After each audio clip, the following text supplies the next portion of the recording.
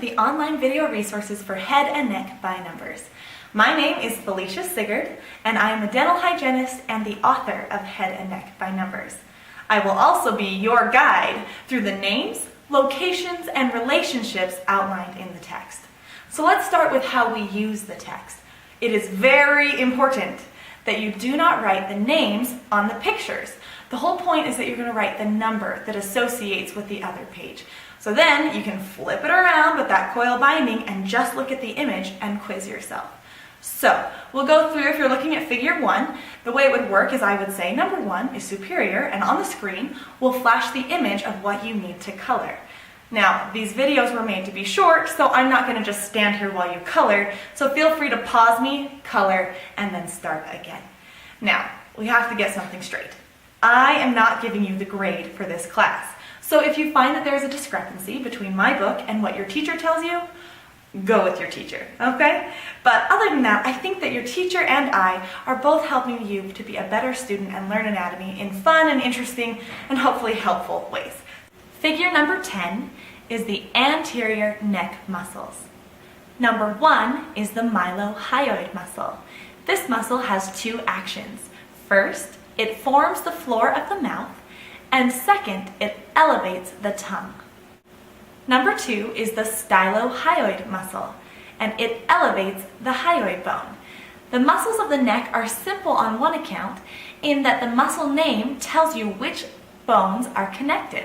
For the stylohyoid muscle, it's connecting the styloid process to the hyoid bone. But where is the hyoid bone, you ask? Number 3 is the hyoid bone, located here on your neck. Now the hyoid bone has no bony articulations, meaning that it is suspended by connective tissue and muscles and has no other bone to touch. Number 4 is the sternohyoid muscle, connecting the sternum and the hyoid. Its action is to depress the hyoid bone. So far, we've already met the stylohyoid and the sternohyoid. Generally, if it connects to the hyoid bone, the other muscle will tell you whether it elevates or depresses the hyoid. If the other connection is above the hyoid bone, like the stylohyoid, it elevates the hyoid. If the other connection is below the hyoid bone, it will depress the hyoid. Number 5 is the superior belly of the omohyoid muscle. This one's a little tricky because where's the omo? I'll tell you. Omohyoid! It's here on your clavicle. So it's the omohyoid muscle, and so it depresses the hyoid. Number 6 is the thyrohyoid muscle. It has 2 actions. First, it depresses the hyoid bone, and it elevates the thyroid cartilage. Number 7 is the sternothyroid muscle. This depresses the thyroid cartilage. Number 8 is your clavicle. Number 9 is the trapezius muscle. Number 10 is the inferior belly of the omohyoid muscle, and it depresses the hyoid bone. Number 11 is the sternocleidomastoid muscle. Number 12 is the sternum. Number 13 is the anterior belly of the digastric muscle. It's easier to remember this name if you relate gastric as to eating, and it sits right under your mouth. The action of this muscle is to elevate the hyoid bone. Number 14 is the posterior belly of the digastric muscle. It also elevates the hyoid bone. Number 15 is the thyrohyoid membrane. Number 16 is the thyroid cartilage.